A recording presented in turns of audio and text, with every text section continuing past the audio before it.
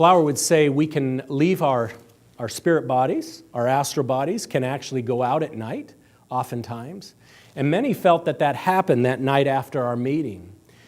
And all I can tell you is around 4 a.m. that morning, and we're still fighting a little bit of time lag experience from the adventure weekend, so I was very tired.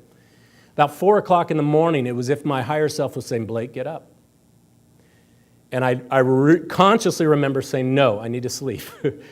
And another time would go by, Blake, get up. And I mean, it went on 3 or 4 times, till finally closer to 6 a.m., I did get up. And I immediately went to the window and threw open the curtains. And this is Ruapehu, which is out the backside, a ski resort out that back. And if you notice, not a cloud in the sky.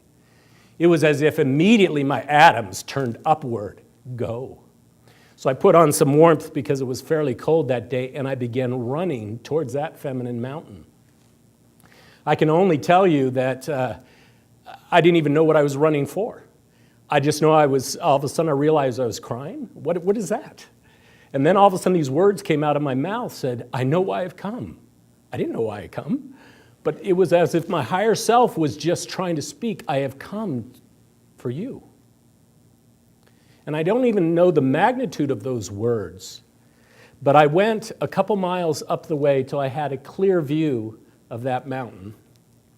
And this was at sunrise, or close to it, not a person in sight. And I knew right where I needed to stop and sit and connect. And as soon as I did, the word change came into my consciousness very clear. And I said, well, that's very broad. That can mean all kinds of things. But I was in so much in love in that moment with God and all life and everything.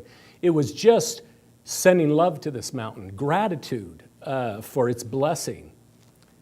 And as I sat there, the word grow came. And these came in like waves. I can only tell. I knew there was more to these words that I wasn't picking up. But change, grow.